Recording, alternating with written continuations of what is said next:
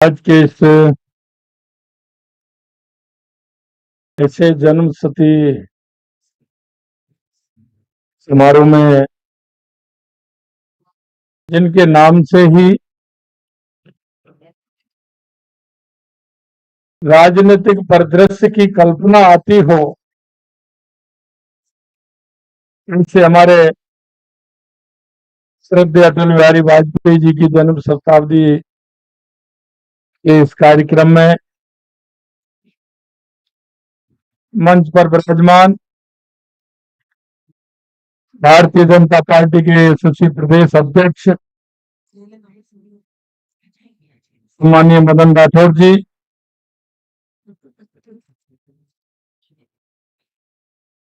हमारे दोनों उप मुख्यमंत्री श्रीमती दिया कुमारी जी, श्री प्रेमचंद बैरवा जी, पार्टी के वरिष्ठ नेता और जिन्होंने माननीय अटल बिहारी वाजपेयी जी के साथ बहुत नजदीकी से काम किया, इसे सम्मान्य घनश्याम तिवारी जी, हमारी पार्टी के वरिष्ठ नेता सम्मान्य राजेंद्र राठौर जी, कैबिनेट में हमारे साथी भाई राज्यवर्धन सिंह जी राठौर साहब, भाई जोगाराम जी पटेल साहब, हमारी जयपुर की सांसद बहन मंजू शर्मा जी, पार्टी के पूर्व प्रदेश अध्यक्ष अशोक परनामी जी, हमारे पार्टी के जयपुर शहर के अध्यक्ष, जयपुर ग्रामीण के अध्यक्ष, हमारे प्रदेश के पदाधिकारी और इस कार्यक्रम में आए सभी वरिष्ठ एवं वरिष्ठ कार्यकर्ता भाई और बहनों,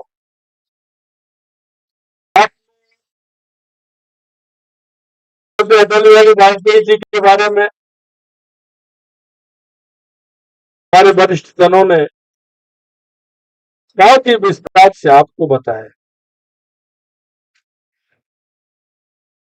अटल बिहारी वाजपेयी जी एक ऐसे भारत मां के सपूत जिन्होंने पूरे जीवन मां भारती की सेवा के लिए और एक लक्ष्य को लेते हुए उन्होंने अपने जीवन को संजोया। उन्होंने हमेशा राष्ट्र हमारा कैसे मजबूत रहे, राष्ट्र की परिकल्पना का आधार बनाने वाले अगर कोई राजनेता थे, उनका नाम अटल बिहारी वाजपेयी था। ही नहीं बल्कि संवेदनशील, कभी कृतज्ञता, सच्चे देशभक्त, ये सभी गुण उनके अंदर विद्यमान थे, क्योंकि अटल बिहारी वाजपेयी जी का व्यक्तित्व समुद्र की तरह गहरा और आकाश की तरह विशाल था।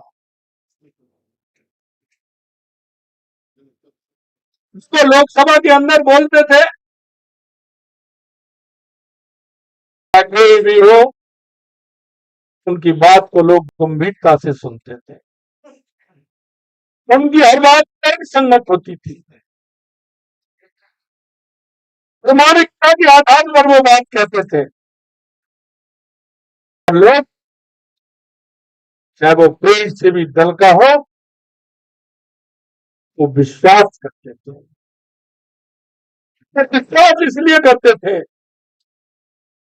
और उन्होंने कई बार कहा, जब हमारी सरकार आई थी तो लोकसभा के अंदर उनका वक्तव्य भी था, ये मुझे लगता है हमारे कार्यकर्ताओं के लिए बहुत बड़ा निर्देश भी था। उन्होंने कहा कि हम राज्य में आए हैं, कई राज्यों में हमारी सरकार है, हम कोई ऐसे ही नहीं आए हैं, गांव गांव ढाणी ढाणी गए हैं, उन्होंने हमारे विचार को रखा है। और अगर हम यहाँ केंद्र में आए हैं, हमारे काम से आए हैं, हमारी मेहनत से आए हैं, हमारे विचार से आए हैं।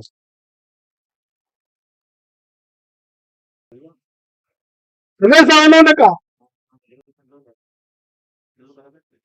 तो उन्होंने राजनीति में जो परिवर्तन, क्योंकि आज हम उनका सुशासन दिवस भी मना रहे हैं। उनका पहला वाक्य था सुशासन। तो वो एक सभा के अंदर जब बात करते थे, हमारे कार्यकर्ताओं के साथ भी वही बात करते थे। हमेशा उनका तो विचार को लेकर के चलते थे। उस विचार के अंदर वो कहते थे कि आखिरकार आपको देखना होगा, क्योंकि उन्होंने जिस जनसंघ से 8-10 लोगों ने जिस जनसंघ को बनाया था, आप देख सकते हैं आजादी के बाद 21 अक्टूबर 1951 को आवश्यकता पड़ी थी कि ऐसे राजनीतिक दल बना ले, क्योंकि आजादी के बाद उन्होंने देखा जिस मूल्यों को लेकर के आजादी सरकार उन मूल्यों को खो चुकी है, देश के लोगों की भावना को कुचल रही है, तो सरकार की दिशा ठीक नहीं है। इसलिए डॉक्टर श्यामा प्रसाद मुखर्जी जी ने उस कैबिनेट से इस्तीफा देकर 21 अक्टूबर 1951 को जनसंघ की स्थापना की थी। संतुलित है उसमें, लेकिन जिस विचार के लिए वो लड़े थे और देश के लोगों ने आजादी की लड़ाई लड़ी थी, उस विचार को आगे ले जाना चाहते थे। और वही धीरे धीरे 8-10 लोग उन्होंने जनसंघ की स्थापना की थी। और मित्रों, ये एक ही नहीं है, 1, 2, 3, 4 पीढ़ी इसमें कोई। और जो कहना चाहता हूं, तो उनको ये नहीं था कि वो सांसद भी बनेंगे, विधायक भी बनेंगे, कभी उनके मन में ये विचार नहीं आया। राष्ट्र के लिए और मां भारती के लिए उस काम कर रहे थे। मेरे जो सीनियर जो जानते हैं, बताते हैं, देखा है क्या तो जीतने की बात करते हैं। अगर हमारा कोई सांसद भी होता था, विधायक भी होता था, जीतने की तो बात छोड़ी, अगर जमानत भी बचा लेता था, दिल्ली से उसके लिए पत्र आता था कि आपने अपनी जमानत बचाई, इतने % वोट आपने प्राप्त किए, आपको बहुत बहुत बधाई, बहुत बहुत बधाई। सोचिए कहां से चलाए, सिलसिला कहां से चला। आज हम सोच सकते हैं कि किस तरह से धीरे धीरे धीरे धीरे सेने सेने हमारी ये यात्रा कहां बढ़ी। कभी कभी उनके मन में विचार आता था और वो कहते थे, कार्यकर्ताओं के बीच में भी कहते थे कि आप जनसंख्या भारतीय जनता पार्टी के अंदर काम कर रहे हो, तो आपको काम की स्पष्टता है क्या कि आखिर आप काम इसमें क्यों कर रहे हैं। उनका भेद, उनका मत, जहां मैं काम कर रहा हूं मेरी स्पष्टता होनी चाहिए, मेरा विचार उससे जुड़ा या नहीं जुड़ा, मैं किस लिए काम कर रहा हूं। इसलिए उन्होंने कहा कि सुशासन और संवेदनाएं दोनों को लेकर के हम चलेंगे, हमारा राष्ट्र मजबूत होगा। अंत्योदय की योजनाएं आपने देखा, जिन मूल्यों के आधार पर आजादी हमारे दीवाने, जिन्होंने आजादी की लड़ाई लड़ी, अपने आप को समर्पण कर दिया, कूट के अंदर उनके जो भाव अंदर भरे हुए थे, अटल बिहारी वाजपेयी जी के जब लोकसभा कार्यकर्ता बैठक हुए, या सभाओं में निकल करके आती थी। मित्रों, मैं इसलिए आपसे कहना चाहता हूं कि मैं भी उन सौभाग्यशाली लोगों में से हूं। माननीय अटल बिहारी वाजपेयी जी का मुझे सानिध्य मिला, कई बार उनसे मिलने का मौका भी मिला, कई बार उनके कितने बड़े हुए, कितने साधारण सरल व्यक्तित्व के धनी थे, ये हम जानते। 93 में हमारी यहाँ सरकार बनी थी, केंद्र का आंदोलन आया, हमें भी मौका मिला, आगरा से यात्रा प्रवेश करनी थी, जयपुर आनी थी। आगरा से लेकर के जयपुर उनकी व्यवस्थाओं में मुझे लगाया था, मैं उनकी व्यवस्थाओं में जयपुर तक आया। उन दिनों में युवा मोर्चे में काम करता था, बड़ा सानिध्य मिला। जयपुर नजदीक था, लेकिन रात्रि विश्राम उनका दौसा में हुआ। अगले दिन दौसा से जयपुर के लिए आए, पहले दिन आगरा से प्रवेश की और आगरा से भरतपुर होकर के दौसा में रात्रि विश्राम था, तो पूरे समय उनके साथ रहने का मौका मिला। दीनदयाल उपाध्याय जी का धाम भी उनका गांव है, वहां परखम में मेरे ताऊ जी रहते, तो उन्होंने उनके साथ काम किया। विकास दादा के नाम से वो जाने जाते थे, और वो विकास दादा और वो दीनदयाल जी ने काम किया, फिर वजन से वो चुनाव में 98 में मैंने ताऊ जी को कहा कि चलिए अटल बिहारी वाजपेयी जी के साथ का चुनाव था, उसमें हम भी उनको लेकर सिफारिश भी आप करिए। दादा ने कहा कि हम मैं नहीं जाऊंगा, आपको एक टेस्ट दे देता हूँ, आप इसे लेकर के पहुंच जाइए और उनको बता दीजिए। उन्होंने एक पत्र लिखा,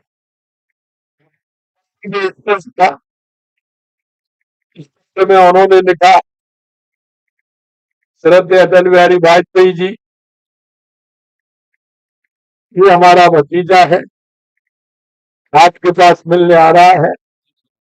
हमारे में तो परिवार में से किसी ने राजनीति जानता नहीं है, लेकिन इसके मन में कुछ विचार है, सिर्फ इनको सुन लेना, इसकी कुछ मत करना। ना उन्होंने लिखा, में पत्र को लेकर के पहुंचा, मैंने वहां पत्र दिया, तो उन्होंने मेरे से कहा, क्योंकि घनश्याम जी साहब कह रहे थे, उन्होंने कहा अच्छा गिरिराज दादा ने यहाँ पे आए, हाँ, घाट में सूरत अच्छे खिलाते थे, दाल बाटी चूरमा अच्छा खिलाते थे, दाल बाटी चूरमा और भी घाट था, तो उसका जिक्र भी उन्होंने किया। मैं कहना चाहता हूं मेरे भाइयों कि माननीय अटल बिहारी वाजपेयी जी ने जिस तरह से युवा रहते हुए युवा से लेकर के जो उन्होंने काम किया, राष्ट्र को दिशा देने का काम किया, और आपको ये बताना चाहता हूं, कुछ से ही, लेकिन लोकसभा में जब कोई तर्क संगत बात रखते थे तो विरोधी भी उनका लोहा मानते थे, लोग भी सुनते थे, क्योंकि जो कहते थे, कई बार उनके भी है, टूटे हुए सपनों की कौन सुने जिसकी, पन पर की चीर बता पलकों पर ठिठकी, हिस्र नहीं मानूंगा राग नहीं ठानूंगा, काल के कपाल पर लिखता मिटाता हूँ गीत नया गाता। नहीं, एक बार आपने भी सुनी होगी, लोगों को ध्यान भी होगा, लोकसभा के अंदर बहस चल रही थी, बहस कोई केदारनाथ की थी, और उनके बार बार केदारनाथ कह रहे थे, एक बार अमरनाथ निकल गया।